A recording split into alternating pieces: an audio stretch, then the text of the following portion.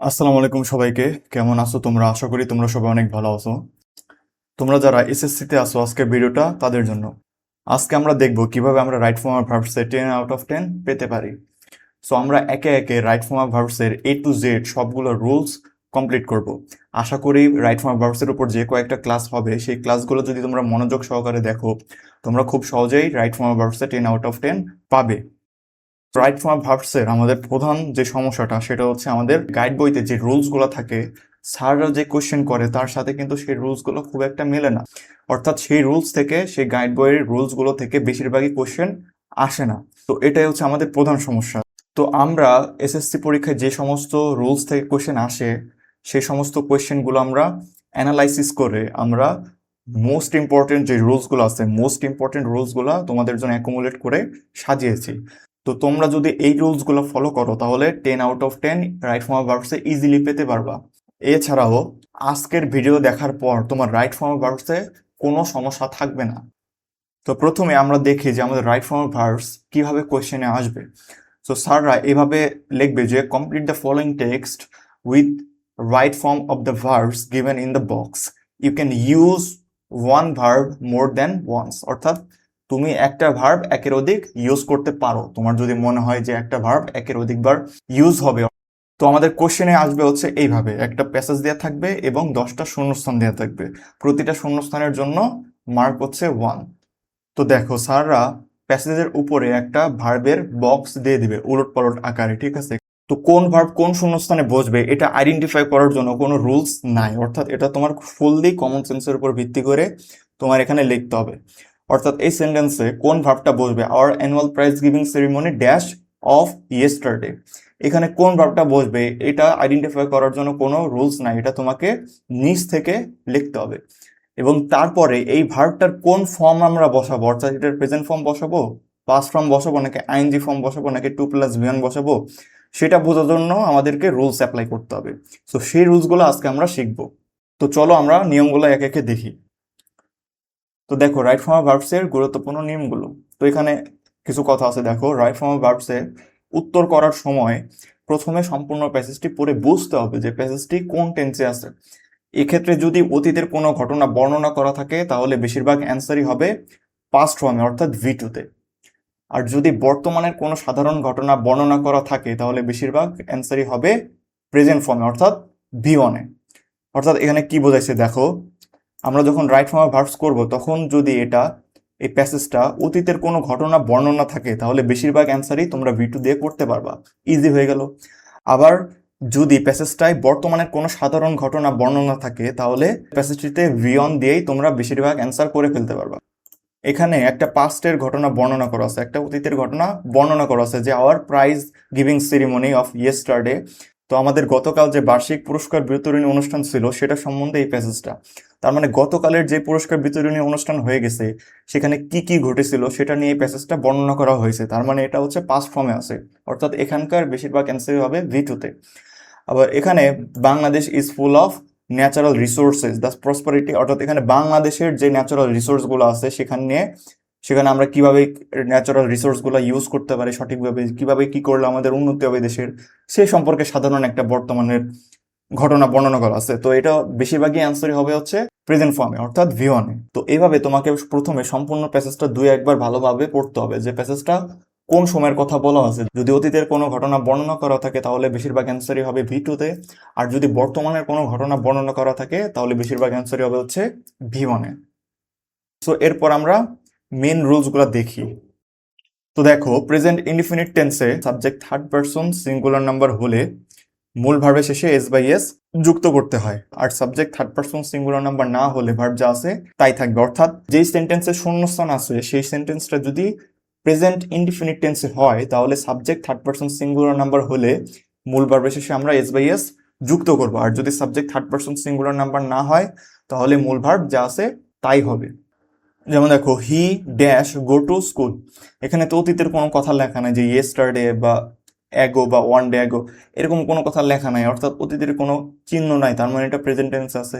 আর present indefinite টেন্সে আমরা কি পড়ছি, subject third person singular number হলে মূল ভার্বের শেষে S/S যুক্ত করতে হবে। তো এখানে সাবজেক্ট কি আছে, he dash go to school, তো হি তো থার্ড পার্সন সিঙ্গুলার নাম্বার, হি যেহেতু থার্ড পার্সন সিঙ্গুলার নাম্বার সেহেতু আমাদের গো এর সাথে ই এর যোগ করে গোস লিখতে হবে। সেখানে অ্যান্সার হবে হি গোস টু স্কুল। এখন থার্ড পার্সন সিঙ্গুলার নাম্বার কোনগুলো আশা করি তোমরা সবাই জানো, যদি না জানো আমি আবার বলে দিচ্ছি। থার্ড পার্সন সিঙ্গুলার নাম্বার হচ্ছে হি, শি, ইট, ঠিক আছে, এবং যে কোনো কোনো কিছুর নাম, এগুলো হচ্ছে থার্ড পার্সন এবং সিঙ্গুলার নাম্বার। এরপর আছে দেখো they dash work very hard, তাহলে এটাও তো প্রেজেন্ট টেন্সে আছে। তো এখানে সাবজেক্ট কি আছে? সাবজেক্ট এখানে থার্ড পার্সন আছে কিন্তু সিঙ্গুলার নাম্বার না, সাবজেক্ট এখানে প্লুরাল নাম্বার। সো সাবজেক্ট যেহেতু থার্ড পার্সন সিঙ্গুলার নাম্বার না, থার্ড পার্সন প্লুরাল নাম্বার, তার মানে কি ভার্ব যা আছে তাই থাকবে। এখানে ওয়ার্ক আছে, ওয়ার্কই থাকবে। আশা করি এই রুলসটা বুঝতে পারছো। এরপরের রুলসটা আমরা দেখি। তো 2 নম্বর রুলসটা দেখো, যদি কোনো সেন্টেন্সে usually, normally, daily, occasionally, generally, always, often, never, sometimes এই ওয়ার্ডগুলো থাকে, অথবা এভরি প্লাস সময়, অর্থাৎ এভরি প্লাস যে কোনো সময় থাকতে পারে, every day, every morning, every night, every afternoon, every year, every month, ঠিক আছে, এই টাইপের। আবার ইউনিভার্সাল ট্রুথ, অর্থাৎ চিরন্তন সত্য যেগুলো, যেমন পৃথিবী সূর্যের চারিদিকে ঘুরে, এগুলা কি চিরন্তন সত্য না? সো এগুলাকে বলা হয় হচ্ছে ইউনিভার্সাল ট্রুথ। ও হ্যাবিচুয়াল ফ্যাক্ট, অর্থাৎ অভ্যাসগত কর্ম যেগুলো, যেমন আমি প্রতিদিন স্কুলে যাই, আমি প্রতিদিন সকালে হাঁটতে বের হই, এগুলো হচ্ছে অভ্যাসগত কর্ম। সো এইগুলো যদি উল্লেখ থাকে কোনো সেন্টেন্সে, তাহলে সেই সেন্টেন্সটা প্রেজেন্ট ইনডিফিনিট টেন্স হয়। অর্থাৎ কোনো একটা সেন্টেন্স প্রেজেন্ট ইনডিফিনিট টেন্সে হবে কিনা সেটা আমরা কিভাবে বুঝবো? এই ওয়ার্ডগুলো দেখে। এক্ষেত্রে subject third person singular number হলে ভার্বের শেষে এস বাই এস বসবে। অর্থাৎ এই নাম্বার 1 আমরা যে রুলসটা পড়ছিলাম, প্রেজেন্ট ইনডিফিনিট টেন্সে subject third person singular number হলে মূল ভার্বের শেষে এস বাই এস যুক্ত হয়, ঠিক আছে। এটাই এখানে উল্লেখ করছে যে প্রেজেন্ট ইনডিফিনিট টেন্সের ক্ষেত্রে যদি subject third person singular number হয় তাহলে মূল ভার্বের শেষে এস বাই এস যুক্ত হবে। তো এক্সাম্পল দেখলে আরো ভালোভাবে বুঝতে পারবা। দেখো, she always dash two অবে her parents. So আমরা পড়ছিলাম যদি কোনো সেন্টেন্সে অলওয়েজ থাকে তাহলে সেটা প্রেজেন্ট ইনডিফিনিট টেন্সে হয়। সো প্রেজেন্ট ইনডিফিনিট টেন্সে আমরা কি পড়ছি? Subject third person singular number হলে মূল ভার্বের শেষে এস বাই এস যুক্ত করতে হবে, আর subject third person singular number না হলে মূল ভার্ব যা আছে তাই থাকবে। তো এখানে স্যাররা টু অবি দিয়ে রাখছে, আমাদের এটা দেখার দরকার নেই, আমরা জানি মূল ভার্বে ভিওন বসাইতে হবে। সো এখানে মূল ভার্বের ভিওন আমরা বসাইলাম, এবং সাবজেক্ট যেহেতু থার্ড পার্সন সিঙ্গুলার নাম্বার তাহলে এর শেষে ভার্বের শেষে এস দিতে হবে, তাহলে এখানে এস দিলাম, অ্যান্সার শেষ। এরপরেরটা দেখো, we dash play cricket every afternoon. আমি কি বলছিলাম যে এভরি প্লাস যে কোনো সময় উল্লেখ করা থাকতে পারে, সে এরকম যদি থাকে তাহলে সেটা প্রেজেন্ট ইনডিফিনিট টেন্সে হয়। তাহলে প্রেজেন্ট ইনডিফিনিট টেন্স অনুসারে এখানে আমাদের কি বসাইতে হবে? প্লে এর প্রেজেন্ট ফর্ম বসাইতে হবে। তো প্লে এর প্রেজেন্ট ফর্ম কি? প্লে। আর এখানে subject third person singular number না, সাবজেক্ট এখানে হচ্ছে ফার্স্ট পার্সন, সো এখানে এস বাই এস দেওয়ার প্রশ্নই আসে না। সো এটা তোমাকে বুঝতে হবে যে শুধুমাত্র আমাদের মোট 12টা টেন্সের মধ্যে প্রেজেন্ট ইনডিফিনিট টেন্সের ক্ষেত্রে subject third person singular number হইলে মূল ভার্বের শেষে এস বাই এস যুক্ত হয়, আর কোন টেন্সের ক্ষেত্রে মূল ভার্বের শেষে এস বাই এস দিতে হয় না। এটা শুধুমাত্র প্রেজেন্ট ইনডিফিনিট টেন্সের ক্ষেত্রে প্রযোজ্য। তো দেখো এর পরের রুলসটা আমরা দেখি।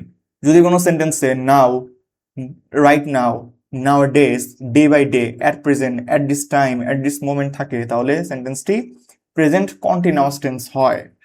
অর্থাৎ যদি কোনো সেন্টেন্সে নাও মানে এখন কোন একটা জিনিস চলতেছে, রাইট নাও এই মুহূর্তে, nowadays, day by day, at present, at this time, at this moment থাকে তাহলে সেটা প্রেজেন্ট কন্টিনিউয়াস টেন্সে হয়। তো আমাদেরকে টেন্স ভালো পারতে হবে। টেন্স যদি তুমি না পারো তাহলে কিন্তু রাইট ফর্ম অফ ভার্বস পারবে না। So right form of verbs class করার আগে তোমরা অবশ্যই টেন্স একবার ঝালাই করে নেবে, ঠিক আছে। সো এক্সাম্পল দেখো, we dash face many problems now A days. তো এখানে নাও এ ডেজ আমি কি বলছিলাম, যদি সেন্টেন্সে নাও এ ডেজ থাকে তাহলে সেটা প্রেজেন্ট কন্টিনিউয়াস টেন্সে হয়। তো এখানে যেহেতু নাও এ ডেজ আছে তার মানে আমাদের স্যাররা বুঝাই দিছে যে এখানে প্রেজেন্ট কন্টিনিউয়াস টেন্স বসাইতে হবে। সো এখানে সাবজেক্ট অনুযায়ী এখানে কি বসবে দেখো তো, এম বসবে, ইজ বসবে, নাকি আর বসবে? অবশ্যই আর বসবে, কারণ উই এর পর তো এম হয় না, উই এর পর ইজও হয় না, কারণ উই হচ্ছে প্লুরাল। সো এখানে হবে আর। এবার মূল ভার্বের সাথে আইএনজি, মূল ভার্ব কি আছে? ফেস, সো ফেস থেকে facing, we are facing many problems nowadays.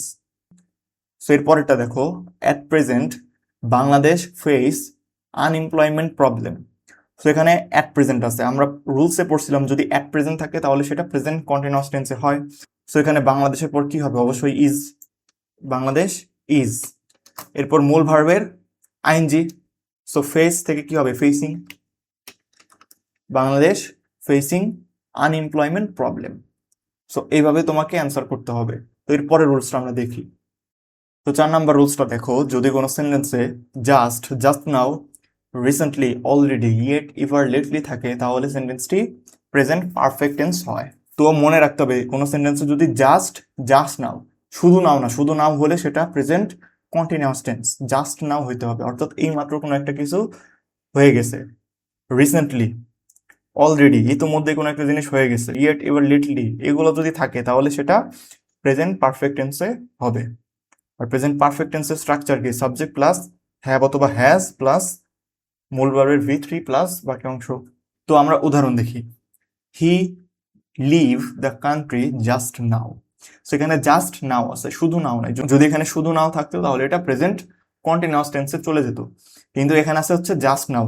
So just now থাকা মানে এটা হচ্ছে প্রেজেন্ট পারফেক্ট টেন্সে হবে।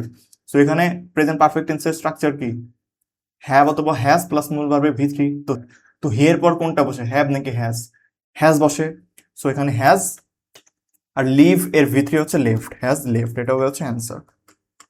ঠিক আছে, এরপর এটা দেখো, unemployment problem has already dash into an alarming dimension. So এখানে অলরেডি আছে সেন্টেন্সে, অলরেডি থাকলে আমরা কি জানি কোন টেন্সে হবে, প্রেজেন্ট পারফেক্ট টেন্সে হবে। আর এখানে সারা হ্যাজ দিয়ে রাখছে, এই যে সাবজেক্ট। সো এখানে আনএমপ্লয়মেন্ট প্রবলেম হচ্ছে সাবজেক্ট, সাবজেক্টের পর সারা হ্যাজ দিয়ে রাখছে, আমাদের কি করতে হবে, শুধুমাত্র মূল ভার্বের V3টা এখানে বসাইতে হবে। সো মূল ভার্বের V3 কি, টার্ন এর V3 turn. So unemployment problem has already turned into a alarming dimension. এরপরের রুলসটা আমরা দেখি। সেন্টেন্সে অতীত নির্দেশক শব্দ, কিছু কিছু ওয়ার্ড আছে যেই ওয়ার্ডগুলো থাকলে আমরা বুঝবো যেটা অতীতের কোনো ঘটনা বর্ণনা করতেছে, যেমন অনস আপন এ টাইম, অন ডে অ্যাগো, অথবা শুধু অ্যাগো, অথবা long ago, long time, long since, অথবা ইয়েস্টারডে। এই ইয়েস্টারডে হচ্ছে বেশি থাকে, ঠিক আছে, এই ইয়েস্টারডে শব্দটা বেশি থাকে।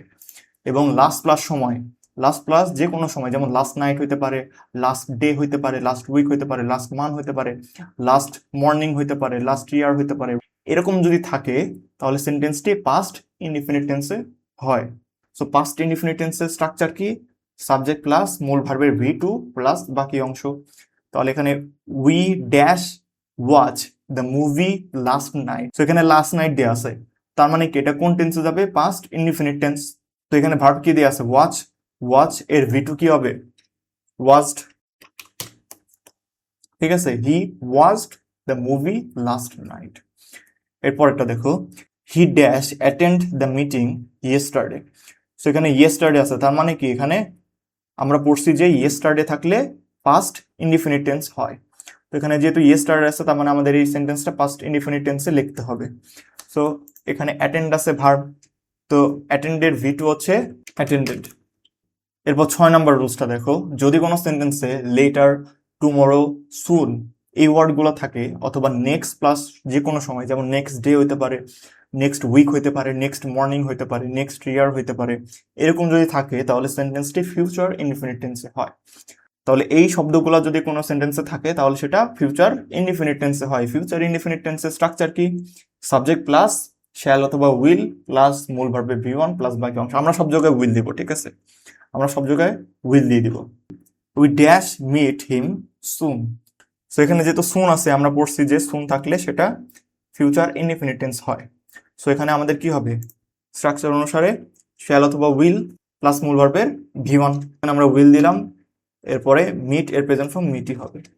সারা সাধারণত বক্সে প্রেজেন্ট ফর্মটাই দিয়ে দেয়, ঠিক আছে। এরপরের এক্সাম্পলটা দেখো, it is anticipated that it dash promote our domestic business very soon. দেখো কত বড় একটা সেন্টেন্স, কিন্তু লাস্টে সারা ক্লু দিয়ে রাখছে ভেরি সুন। এখানে যেহেতু সুন আছে তার মানে এখানে কোন টেন্স হবে, ফিউচার ইনডিফিনিট টেন্স। তো ফিউচার ইনডিফিনিট টেন্স অনুসারে এখানে কি হবে অ্যান্সার, উইল, এরপর মূল ভার্বের V1। তো এখানে প্রমোট আছে, প্রমোটেড V1 প্রমোটই হবে। তো আশা করি টেন্স রিলেটেড এই 6টা রুলস তোমরা বুঝতে পারছো। যদি কোনো সমস্যা থাকে তোমরা অবশ্যই কমেন্টে জানাবে, আমরা সেটা সমাধান করার চেষ্টা করব। এবং নেক্সট ক্লাস অবশ্যই তোমরা ফলো করবে। তো নেক্সট ক্লাসের ভিডিও লিংক ভিডিও ডেসক্রিপশনে দেওয়া থাকবে, তোমরা সেখান থেকে দেখে নিতে পারো। তো আজকের মতো এই পর্যন্তই। আল্লাহ হাফিজ সবাইকে।